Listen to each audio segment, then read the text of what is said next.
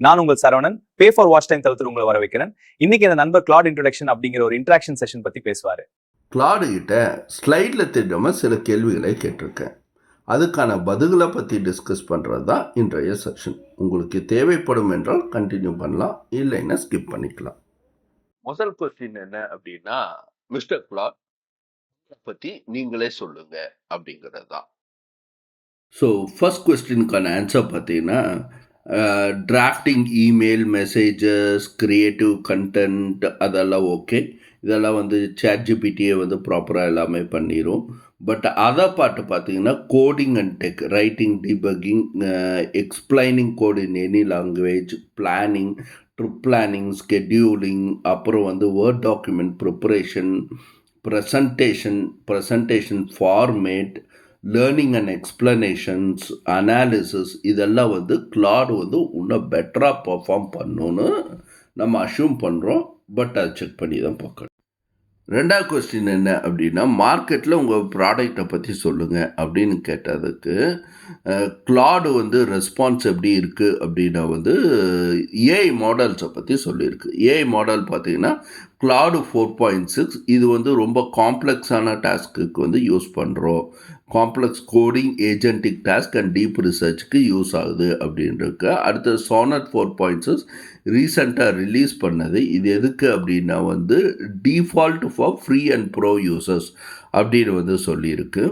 அடுத்த பார்த்தீங்கன்னா glad haiku 4.5. இது வந்து fastest and light weight option அப்படின்னு வந்து சொல்லியிருக்கு.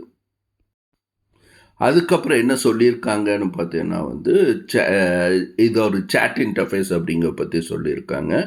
அடுத்த கிளாடு கோடு வந்து டைரெக்டாக வந்து நம்ம யூஸ் பண்ணிக்கலாம் ஃபார் அவர் கோடிங் ஆக்டிவிட்டி அப்படிங்கிற பற்றி சொல்லியிருக்காங்க. முக்கியமாக கிளாடு கோவர்க் வந்து ஒரு டெஸ்க்டாப் அப்ளிகேஷனாக கிடைக்கும். அது வந்து குரோம், எக்ஸல், பவர் பாயிண்ட் இது எல்லாத்துலேயும் வந்து சேர்த்து யூஸ் பண்ணிக்கலாம். It access a file and task மேனேஜ்மெண்ட்டாகவும் வந்து இது பண்ண முடியும் அப்படிங்கிறது தான் வந்து இப்போ முக்கியமான பாயிண்ட் இது. அடுத்தது நான் என்ன கேட்டிருக்கேன்னா, நீங்கள் மார்க்கெட்டில் இருக்கிறவங்க மற்றவங்கள விட எப்படி டிஃப்ரெண்ட்டாக தெரிவிங்க அப்படின்னு நான் கேட்டேன். அதுக்கு பதில் எனக்கு என்ன கிடைச்சிருக்கு அப்படின்னா, மார்க்கெட்டில் 4 பேர் தான் இப்போ இருக்காங்க, மேஜர் பிளேயர்ஸ். ஒன்று வந்து கிளாடு, ஆந்த்ரோபிக், நான். அடுத்த ChatGPT, OpenAI. 3வது கூகுள் ஜெமினி. 4வது லாமா, மெட்டாவோடது. இந்த 4 பேர் தான் மார்க்கெட்டில் மேஜராக இருக்கும். இதில் நான் எப்படி வித்தியாசமாக தெரிவேன் அப்படின்னா வந்து சேஃப்டி அண்ட் ஹானஸ்டி ஃபர்ஸ்ட் அப்படிங்கிறது என்னுடைய பிரின்சிபலாக இருக்கும். மற்றவங்கள விட சேஃப் அண்ட் ஹானஸ்ட்டாக என்னால் ப்ளே பண்ண முடியும் அப்படிங்கிறது சொல்லுது. நான் யூஸ் பண்ணுற ஃப்ரேம் ஒர்க் வந்து கான்ஸ்டியூஷனல் ஏஐ அப்படின்னு வந்து கிளைம் பண்ணுது. அப்புறம் வந்து I can handle very long documents, longer context window இருக்கிறதுனால வந்து ரொம்ப பெரிய டாக்குமெண்ட் வந்து என்னால் வந்து ரீட் பண்ணிக்க முடியும் அப்படின்னு வந்து சொல்லுது. அடுத்தது வந்து ரைட்டிங் குவாலிட்டி, மக்களுடைய லாங்குவேஜை இன்னும் பெட்டராக புரிஞ்சுக்க முடியும் அப்படின்னு சொல்லுது. ரீசனிங் அண்ட் குவாலிட்டி, அதுவும் வந்து இன்னும் வந்து மற்றவங்களோட பெட்டராக இருக்கும் அப்படின்னு சொல்லுது. பாசிபிளி நான் என்ன தெரிஞ்சுக்கிறேன்னா, இது வந்து சேட்டை பற்றி, அதாவது கிளாடு சேட்டை பற்றி மட்டும்தான் பேசுகிறேன்னு நினைக்கிறேன். இங்கே பார்த்தீங்கன்னா கம்பேரிசன் டேபிள், சேஃப்டியில் வந்து கிளாடு வந்து பெஸ்ட் அப்படிங்கிற மாதிரி வந்து சொல்லுது. ChatGPT எல்லாமே வந்து 4 ரேட்டிங், இதுக்கு மட்டும் 5 ரேட்டிங் கொடுத்துருக்குது. இது மீன்ஸ் கிளாடே வந்து கிளாடுக்கு கொடுத்துருக்குது. அடுத்தது வந்து கான்டெக்ஸ்ட் விண்டோ பார்த்தீங்கன்னா வந்து கிளாடுக்கு வந்து அதிகமாக இருக்குது, ChatGPTக்கு வந்து கம்மியாக இருக்குது, ஜெமினிக்கு அதிகமாக இருக்குது, லாமா வந்து வேரிஸ் அப்படிங்கிற மாதிரி சொல்லிடுது. ரைட்டிங் குவாலிட்டி இது வந்து பெட்டராக இருக்குது, கோடிங் குவாலிட்டியும் வந்து பெட்டராக இருக்குது அப்படின்னு சொல்லுது. இமேஜ் ஜென்ரேஷன் கிளாடுனால என்னால் முடியாதுப்பா அப்படின்றது மற்றவங்களுக்கெல்லாம் இருக்குது. ஃப்ரீ டயர் வந்து இங்கே பார்த்தீங்கன்னா ஓப்பன் சோர்ஸ், நம்ம மெட்டாவுடைய ப்ராடக்ட் வந்து ஓப்பன் சோர்ஸ், நம்ம யூஸ் பண்ணிக்கலாம் எப்படி வேணாலும். நெக்ஸ்ட்டு நான் என்ன கேட்டிருக்கேன்னா வந்து, இப்போது இமெயில்ஸ் எல்லாம் உங்களால் ஆக்சஸ் பண்ண முடியும், ரிப்போர்ட்ஸு கம்ப்யூட்டர்லேருந்து எடுக்க முடியும், டெஸ்க்டாப்பில் இருக்கிற எல்லா அப்ளிகேஷனும் யூஸ் பண்ண முடியும். அப்படி இருக்குது அப்படின்னா டோட்டல் ஓஎஸ் உடைய கண்ட்ரோல் உங்கள்கிட்ட கொடுக்குறேன்னு தான் அர்த்தம். அப்படி இருக்கும்போது பேக்ரவுண்டில் என்ன வேணால் நடக்கலாம் இல்லையா? இது எப்படி வந்து நான் வந்து தைரியமாக இருக்கிறது அப்படிங்கிற மாதிரி கேள்வி கேட்டு இதற்கான பதில் நல்லா கொஞ்சம் இன்ட்ரெஸ்டிங்காகவே இருக்குது. கொஞ்சம் கான்சன்ட்ரேட் பண்ணி கேளுங்க. லேக் ஆஃப் விசிபிலிட்டி, தெளிவில்லாத ஒரு தன்மை. பேக்ரவுண்டில் என்ன நடக்குது அப்படிங்கிறது ஒரு தெளிவே இல்லாமல் இருக்குது. இது பாயிண்ட் 1. ரெண்டாவது, அன்இன்டென்ஷனல் ஆக்ஷன்ஸ். இப்போது க்ளீன் அப் மை இமெயில்ஸ் அப்படின்னா வந்து இது என்ன பண்ணனா இமெயில்ஸை டெலீட் பண்ணுறதுக்கான வாய்ப்புகள் உண்டு. இந்த மாதிரி அன்இன்டென்ஷனலாக ஏதாவது நடக்கிறதுக்கு வாய்ப்பு உண்டு. இதை வந்து சொல்லியது பாயிண்ட் 2. மூணாவது பாயிண்ட் என்ன அப்படின்னா வந்து டேட்டா எக்ஸ்போசர்.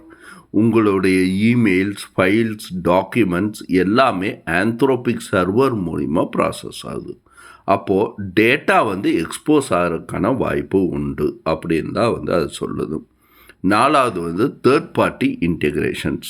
இப்போது டேட்டா வந்து ஆந்த்ரோபிக் சர்வர் மூலிமா மட்டும் இல்லை, வேறு other platforms third party integration, ஒரு ஜாப்பியர், மேக்கு, அடுத்த எம்சிபி சர்வர்ஸ் இதெல்லாம் வந்து யூஸ் பண்ணும்போது டேட்டா வந்து கிளாட் மூலிமா மட்டும், ஆந்த்ரோபிக் மூலிமா மட்டும் இல்லாமல் வேறு வழியாக வந்து தேர்ட் பார்ட்டி அப்ளிகேஷன்ஸ் மூலியமாகவும் ஷேர் ஆகிறதுக்கான வாய்ப்புகள் உண்டு. இதுதான் வந்து இங்கே கொடுத்துருக்கிற பாயிண்ட்டு. ரொம்ப ரொம்ப முக்கியமான பாயிண்ட்ஸு. இதையும் வந்து ரொம்ப ரொம்ப தெளிவாக புரிஞ்சுக்கணும். ஸ்னாப்ஷாட் கொடுக்குற பல தடவை படித்து தெளிவாக புரிஞ்சுக்கங்க. அடுத்தது, how to stay in control. இதை எப்படி கண்ட்ரோலில் வச்சுருக்கிறது அப்படிங்கிறத வந்து ஒரு ப்ராக்டிக்கலாக சில டிப்ஸ் வந்து அது கொடுக்குது. அதில் ஃபஸ்ட்டு பாயிண்ட் என்னென்னா வந்து always use human in the loop mode. அப்படின்னா ஃபஸ்ட்டு வந்து கிளாடு ப்ரொப்போசஸ், நான் இதை பண்ண போகிறேன் அப்படின்னு கிளாடு சொல்லும். அதை வந்து ஓகே நீங்கள் பண்ணுங்க அப்படின்னு வந்து அப்ரூவ் பண்ணுறது. இதுதான் வந்து முதல் மெத்தட். இதைத்தான் வந்து human in the loop mode அப்படிங்கிறாங்க. இதை ஃபாலோ பண்ணுங்க அப்படிங்கிறத பாயிண்ட் 1. ரெண்டாவது வந்து கிராண்ட் மினிமல் பர்மிஷன்ஸ். ஃபஸ்ட்டு வந்து என்ன டாஸ்க் பண்ணணும் அதுக்கான ஆக்சஸ் மட்டும் கொடுங்க. முடிஞ்ச அளவுக்கு ரீட் ஒன்லி ஆக்சஸ் கொடுங்க. டாஸ்க்கு முடிஞ்சோடனே அந்த ஆக்சஸை ரிமூவ் பண்ணிடுங்க. இது வந்து கிராண்டிங் மினிமல் பர்மிஷன்ஸ் பாயிண்ட் 2. மூணாவது, ஆக்டிவிட்டி லாக்ஸ். நிறைய இன்டகிரேஷன்ஸ் வந்து இப்போ வந்து ஆக்டிவிட்டி லாக்ஸ் எல்லாத்துக்குமே வந்து வரும். ஆக்டிவிட்டி லாக்ஸ்னால் ஒன்றும் இல்லை, என்ன நடக்குதுங்கிறது வந்து அது பேக்ரவுண்டில் சேவ் ஆகிட்டே இருக்கும். இதை வந்து ரெகுலராக செக் பண்ணிக்கோங்க. இது வந்து மூணாவது பாயிண்ட்.